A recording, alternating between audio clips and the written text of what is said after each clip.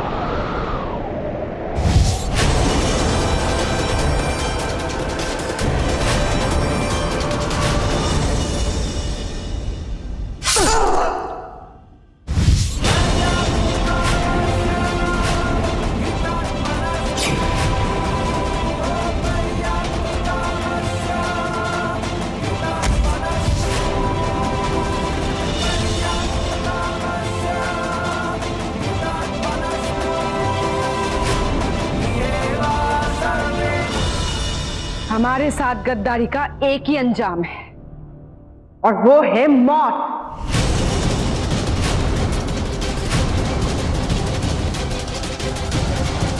रुक जाइए, आगे मत बढ़िएगा। मेरे पास ये नागमणि है।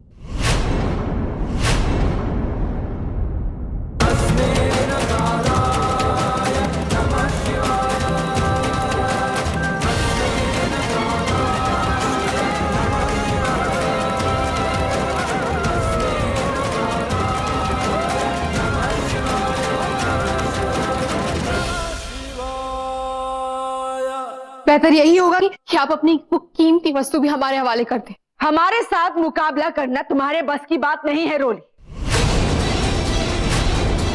इसीलिए तुम्हारे लिए बेहतर यही होगा कि वो नागमणि तुम हमें दे दो। ये ऐसे नहीं मानेगी रोली।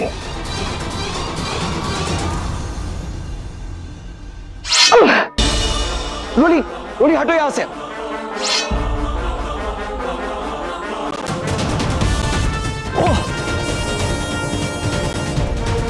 सिद्धांत जी, रुक जाओ रोली।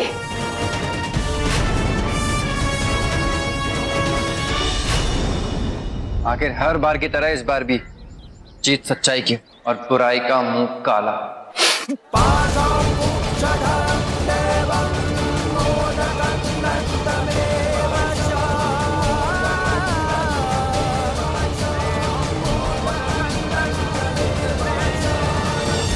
चलिए राय बहादुर राजवीर सिंह जी, अब आपको आपकी मंजिल तक पहुंचाने का समय आ गया है। ले चलो।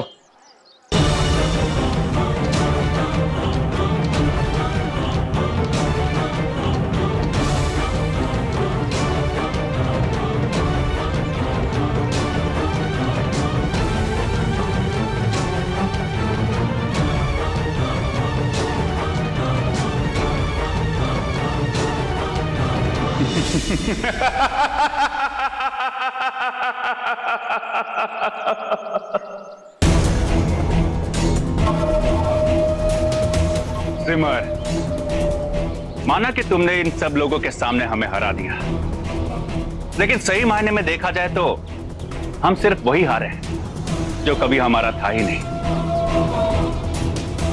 लेकिन तुमने जो हारा है, जो गवाया है, वो सब भी यहां मौजूद लोगों के सामने बताना चाहिए ना। हम आप सबको एक बात बताना चाहते हैं जिसे सुनकर आपको इस औरत पे दया आएगी और इसके पति पर गुस्सा।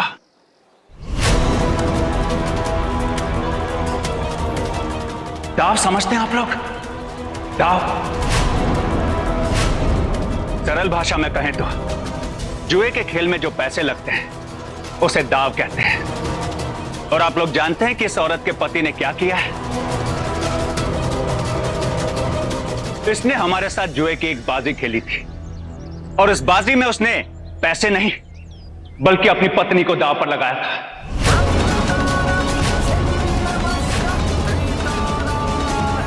और यह आदमी उस बाजी में अपनी पत्नी को हार गया था।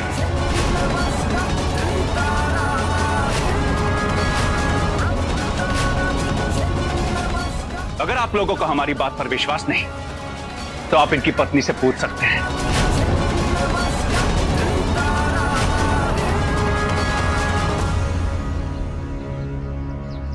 लोग हैरान हो रहे हैं, लेकिन सच्चाई यही है कि उस जुए की बाजी में हमने उसकी बीवी को जीता था। हमने। आज हारे हम नहीं है सिमर, हारा है तुम्हारा ये खोखला रिश्ता। तुम जीत के भी हार गए और हम हार के भी जीत गए सिमर।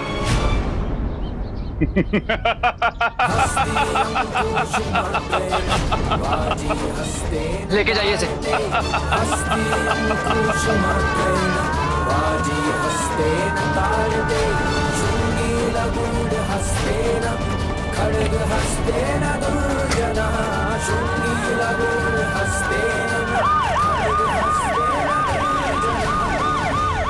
आज के जमाने में ऐसा कौन करता है? छी छी, ऐसा भी कमीना पति होता है क्या? अगर मेरे पति ने ऐसा कुछ किया होता तो मैं तो एक सेकंड भी ना रहती इसके साथ। बेचारी कैसे जीती होगी अपने पति के साथ। ये बड़े लोगों को ऐसा ही होता है, इन्हें कोई फर्क नहीं पड़ता। चलो चलो भाइयों, चलते हैं। चलो।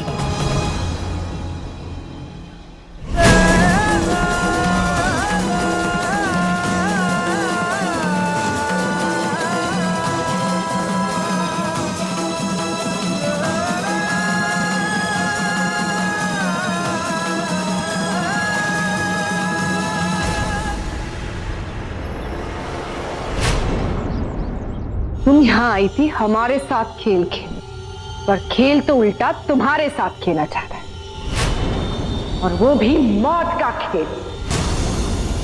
तुम्हें याद ना हो तो हम याद दिला देते हैं।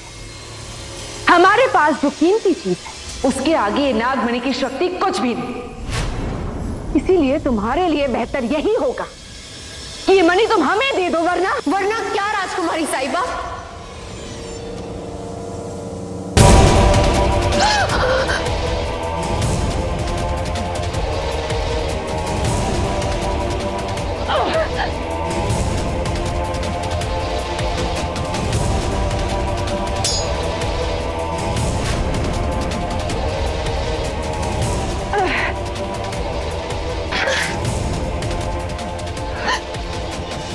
तुम्हें क्या लगता है इस नागमणि की मदद से तुम अपने पति को बचा लोगे? गलत सोच रही हो तुम, क्योंकि तुम्हारे पति को मारकर हम ऐसे जगह गायब कर देंगे कि तुम्हें ढूंढने में पूरी जिंदगी लग जाएगी, और उस नागमणि के होते हुए भी तुम कुछ नहीं कर पाओगे। नहीं, प्लीज सिद्धांत जी को कुछ मत करिएगा, प्लीज। अब मैं क्या करूं? सिद्धांत जी, मेरे लिए आपकी जिंदगी इस मणि से कहीं ज्यादा मायने रखती है।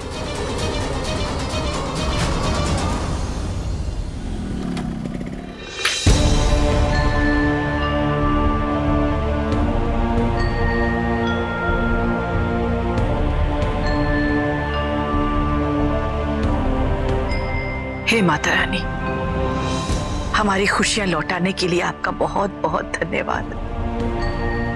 आज आप ही के आशीर्वाद से हमने फिर वो सब हासिल कर लिया जो मैं भविष्य में अपने आने वाली पीढ़ी को सुपुर्द करना चाहती थी।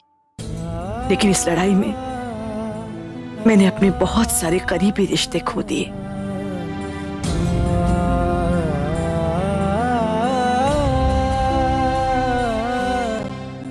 हो सके तो मुझे माफ कर दीजिएगा माता रानी। मैं जानता हूं कि मैंने बहुत बड़ा अपराध किया है, लेकिन मुझे एक मौका दीजिए ताकि मैं अपनी गलती सुधार सकूं।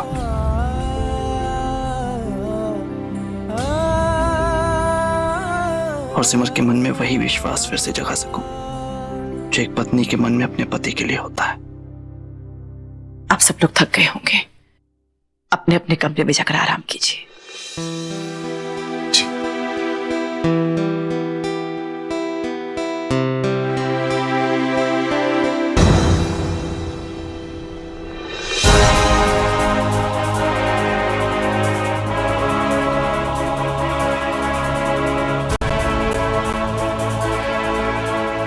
माता जी, हमसे बहुत बड़ी गलती हो गई। हाँ माता जी, हम आपके गुनहगार हैं, हमें माफ कर दीजिए माता जी।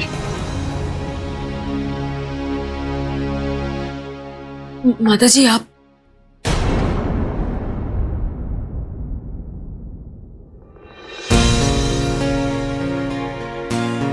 माता जी,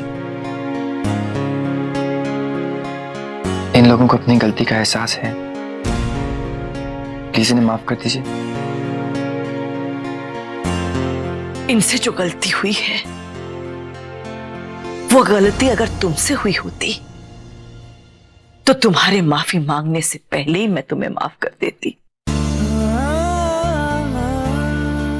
कहने का मतलब ये है कि देखा जाए तो तुम प्रेम के सिर्फ एक दोस्त हो, तुमसे हमारा कोई खून का रिश्ता नहीं है। लेकिन फिर भी तुमने हमेशा खुद को इस परिवार का हिस्सा माना, हमारा भला चाहा, मेरी कमजोर घड़ी में मुझे संभाला। और ये तो अपने होकर भी परायों से बदतर साबित हुए हैं।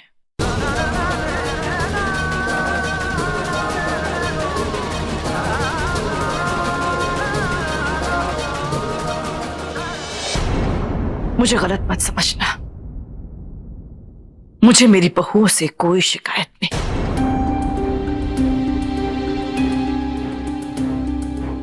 मुझे तो मेरे खुद के बेटों ने ही निराश किया है, जिन्हें इतने नाजों से पाला पोसा, हंसना खेलना सिखाया, उन्होंने ही मुझे रुला दिया। कहते हैं अपनों की पहचान बुरे वक्त में मिलती है, लेकिन मेरे बुरे वक्त में तो मेरे अपनों ने मुझे पहचानने से ही इनकार कर दिया।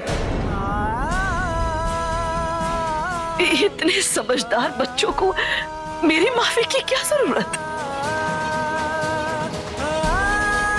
खैर, मैं इन्हें माफ तो नहीं करूंगी, लेकिन इनके प्रति जो मेरा कर्तव्य है वो जरूर निभाऊंगी।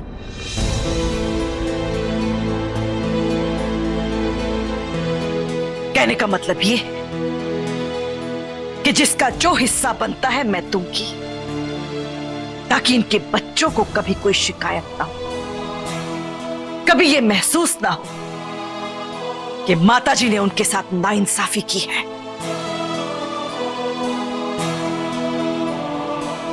पर आप सबसे हाथ जोड़कर विनती करती हूं, मुझे इन्हें माफ करने के लिए मत कहना, क्योंकि अब मैं बहुत कमजोर हो गई हूं। अब मैं इन बेजान रिश्तों का बोझ नहीं ढो पाऊंगी।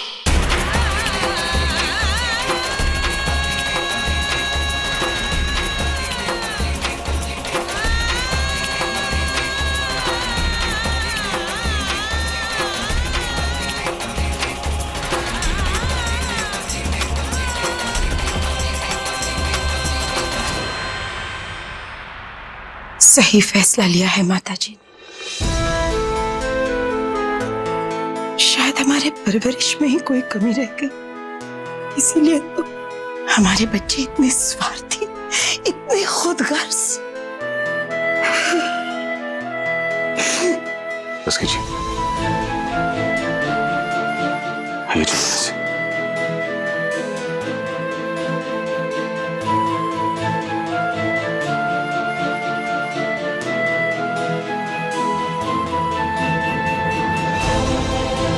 माँ इस वक्त सत्तू भैया, शैलू भैया और संकल्प के बर्ताव से इतनी दुखी है, तो जब उन्हें प्रेम जी के किए गुनाह के बारे में पता चलेगा, तब तो वो जीते जी मर जाएंगी।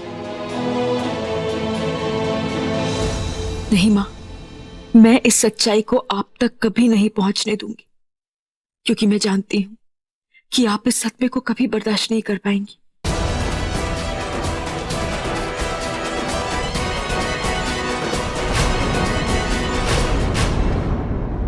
फैसला तुम्हारे हाथ में है रूली, तुम्ही को तय करना है। तुम्हारे लिए ये नागमणि ज्यादा अहमियत रखती है या फिर तुम्हारे पति की जान?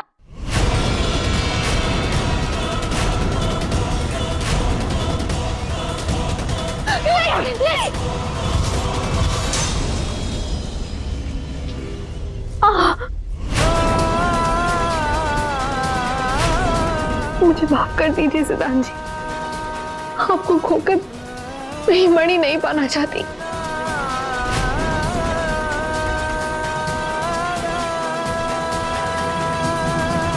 नहीं इंस्पेक्टर साहब, ऐसा मत कीजिए।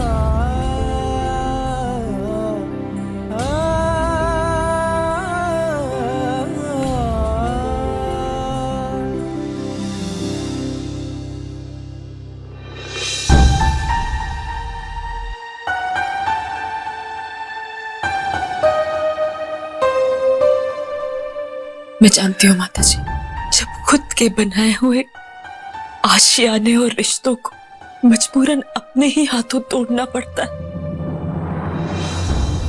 तो सबसे ज्यादा दुख उन्हें बनाने वाले को ही होता है।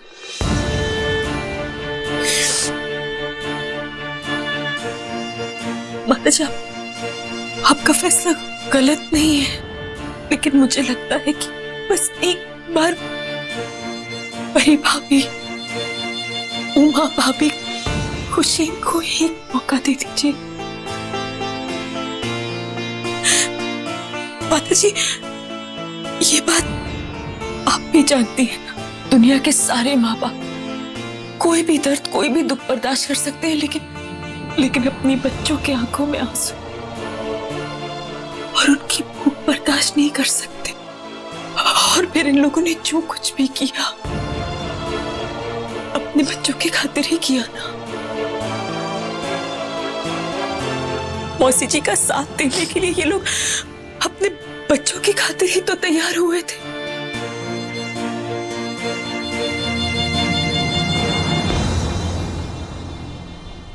नहीं सिमर, मैं इस मामले में किसी की नहीं सुनूंगी। तुम उन लोगों की तरफदारी मत करो सिमर। नहीं माता जी, मैं उन लोगों की तरफदारी नहीं कर रही हूँ। आप एक बार अपना गुस्सा ठंडा करके उन लोगों की आंखों में झांक कर देखिए, आपको सच्चा पछतावा दिखाई देगा। और माता जी, अगर वो अपनी गलती सुधारना चाहते तो इस घर की मुखिया होने के नाते उन्हें एक मौका देना आपका फर्ज बनता है। माता जी, हम सब हमारी परिवार की माला में पिरोए हुए मोतियों की तरह है। इसलिए अगर आज आपने इन्हें नहीं रोका, इन्हें जाने दिया, तो इस डोर में बंधे हुए ये सारे मोती छूट जाएंगे, सारे रिश्ते छूट जाएंगे और हमारी परिवार रूपी ये माला बिखर कर रह जाएगी। प्लीज माता जी, इन लोगों को माफ कर दीजिए, प्लीज।